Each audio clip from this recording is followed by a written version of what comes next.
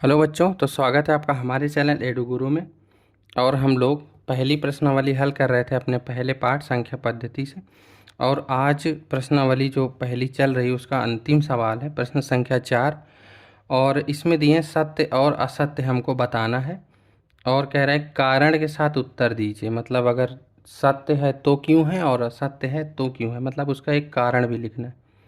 वैसे ऐसे सवाल पेपर में नहीं पूछे जाते हैं, लेकिन ये कि अब एक्सरसाइज में है तो हमको लगाना तो है ही। और लगाना भी चाहिए, क्योंकि ऐसे संख्याएं जो होती हैं, मतलब ऐसे जो प्रश्न होते हैं ना, वो क्या करते हैं, आपके जो कॉन्सेप्ट होते हैं उनको क्लियर करते हैं। तो आपको इससे जानकारी भी मिलती, भले पेपर में ना पूछा जाए तो क्या।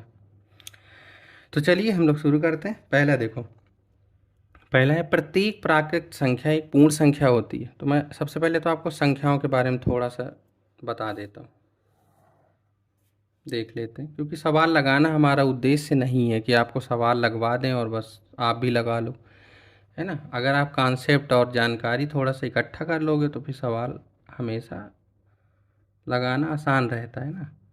देखो, सबसे पहले आते हैं संख्याएं। संख्याएं जो हैं वो दो तरह की होती हैं। पहली होती है वास्तविक संख्याएं और दूसरी होती काल्पनिक संख्या,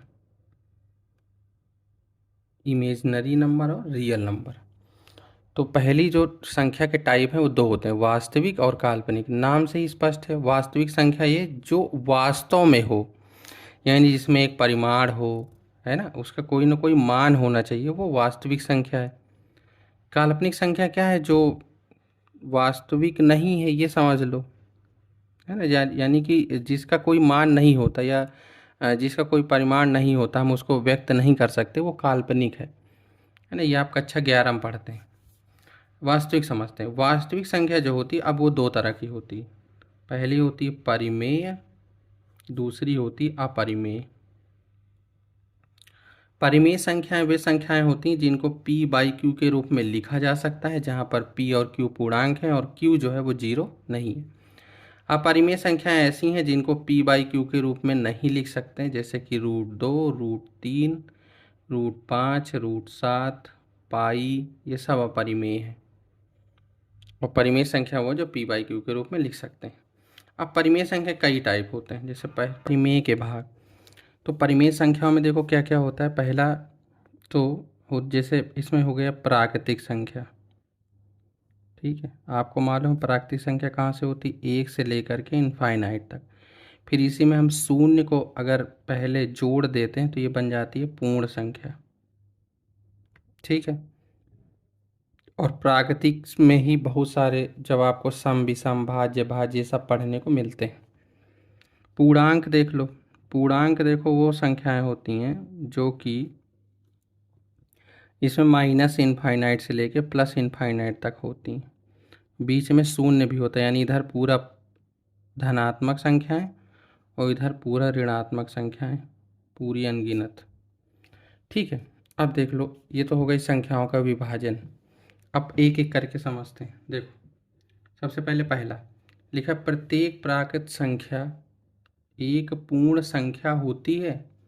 तो कह रहा है कि क्या हर एक प्राकृतिक संख्या पूर्ण है ना। तो देखो, जितनी भी प्राकृतिक संख्याएं हैं वो सभी पूर्ण है, क्योंकि 0, 1, 2 से लेके इनफाइनाइट तक पूर्ण भी होती। तो बताओ, जितनी प्राकृतिक संख्याएं उतनी पूर्ण संख्याएं हैं कि नहीं। तो प्रत्येक प्राकृतिक संख्या पूर्ण संख्या होती है, लेकिन प्रत्येक पूर्ण संख्या प्राकृतिक नहीं होती, क्योंकि पूर्ण संख्या 0 है जो कि प्राकृतिक नहीं है।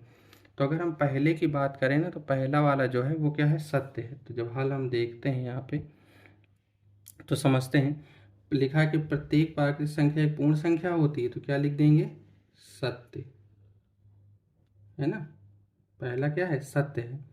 प्रत्येक प्राकृतिक संख्या एक पूर्ण संख्या होती है। और यहाँ जब हमको कारण देना होगा तो कारण क्या लिख देंगे, सत्य। तो फिर सत्य के बाद लिखेंगे कि प्रत्येक प्राकृत संख्या एक पूर्ण संख्या होती है, क्योंकि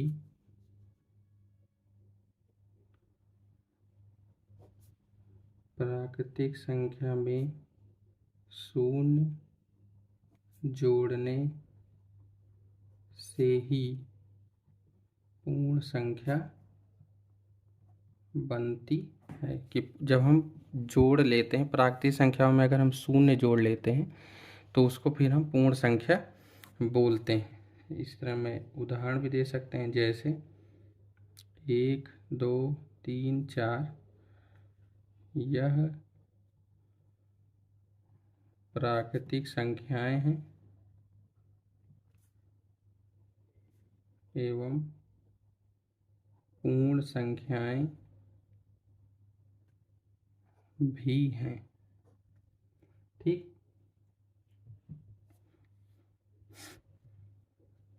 दूसरा देखो, समझ गए ना, इतना भी लिख दोगे तो बहुत है। सत्य प्रत्येक पूर्ण संख्या प्राकृतिक संख्या एक पूर्ण संख्या होती है, क्योंकि प्राकृतिक संख्या में शून्य जोड़ने से ही पूर्ण बनती है। जोड़ने या यहाँ से लिख दें मिलाने से, यानी जब आप प्राकृतिक संख्याओं में पहले शून्य को जोड़ देते हो ना, तो फिर वो पूरी पूर्ण संख्याएं बन जाती। ठीक, शून्य को हटा देंगे तो एक से लेकर जितनी संख्याएं वो प्राकृतिक भी हैं और पूर्ण भी हैं, इसलिए प्रत्येक प्राकृतिक संख्या पूर्ण होती है। दूसरा देखो, प्रत्येक पूर्णांक एक पूर्ण संख्या होती है, तो ये क्या है, असत्य। आपने देखा ना कि पूर्णांक जो होते हैं वो माइनस से लेकर पूरे प्लस तक होते हैं, जबकि पूर्ण संख्याएं शून्य से शुरू होती हैं। तो माइनस वाला जो भाग है वो पूर्णांक का है, ना कि पूर्ण संख्या का, इसलिए क्या होगा, गलत। तो लिख देंगे असत्य। प्रत्येक पूर्णांक एक पूर्ण संख्या नहीं होती है, क्योंकि पूर्णांक के अंतर्गत ऋणात्मक संख्याएं होती हैं, जो कि पूर्ण संख्या नहीं है। ठीक, क्योंकि पूर्णांक के अंतर्गत ऋणात्मक संख्याएं भी होती हैं जो कि पूर्ण संख्या नहीं है। जैसे -4 -3 -2 -1 पूर्णांक हैं, किंतु पूर्ण संख्या नहीं है। ठीक, इतना कारण लिख करके आप सवाल को ख़त्म कर सकते हैं। तीसरा देखो, एक लास्ट है, प्रत्येक परिमेय संख्या एक पूर्ण संख्या होती है। देखो, परिमेय के अंतर्गत ही पूर्ण संख्या है, तो जो जिसके अंतर्गत होता है उसके लिए बोला जाए। जैसे परिमेय के अंतर्गत है तो हम ये बोल सकते हैं कि प्रत्येक पूर्ण संख्या परिमेय संख्या, प्रत्येक प्राकृतिक संख्या परिमेय संख्या, प्रत्येक पूर्णांक परिमेय संख्या। लेकिन हम ये नहीं बोल सकते हैं कि प्रत्येक परिमेय संख्या पूर्ण है ना, क्योंकि परिमेय संख्या तो कुछ भी p/q के रूप में, वो थोड़ी ना पूर्णांक है। तो यहाँ से क्या लिख देंगे, असत्य। असत्य, प्रत्येक परिमेय संख्या एक पूर्ण संख्या नहीं होती है, क्योंकि परिमेय संख्या p/q के रूप की होती है ना। बस, जैसे 2/5 एक परिमेय संख्या है, किंतु पूर्ण संख्या नहीं। बस, हो गया सवाल। तो ये थे 3 सत्य और असत्य बताने वाले और उनके कारण देने वाले, है ना। सत्य असत्य तो बता लेते हैं क्योंकि ये हमको जानकारी पता होती है, लेकिन कारण अपने उत्तर का किस प्रकार दें ये नहीं मालूम होता। तो हमको कारण ऐसा देना है जो कि बहुत छोटा हो और हमारी बात भी बिल्कुल क्लियर हो जाए। बहुत बड़ा नहीं लिखना है, बस जैसे पहला है, पहले में बस इतना सा आप अपनी लिख करके 2 लाइन 3 लाइन में बात ख़त्म करते हैं। और ये हमने बताया कि संख्याओं का विभाजन किस तरह से होता है, तो ये ठीक है। तो इस तरह से जो है ये प्रश्न नंबर 4 है, इसको लगाना है, भले पेपर में ना आए, लेकिन इस तरह के प्रश्नों से जो हमारे कॉन्सेप्ट होते हैं वो बहुत अधिक क्लियर हो जाते हैं कि कौन सी चीज़ किस प्रकार लिखनी है, और कारण लिखना इस तरह के आना चाहिए कुल मिलाकर। ठीक है, तब तक के लिए धन्यवाद। अगले वीडियो हम लोग अगली जो ये प्रश्नावली ख़त्म हो गई है तो इसके अगली प्रश्नावली को लगाएंगे। ठीक है, पढ़ते रहिए, मस्त रहिए, मिलते हैं अगले वीडियो में। धन्यवाद।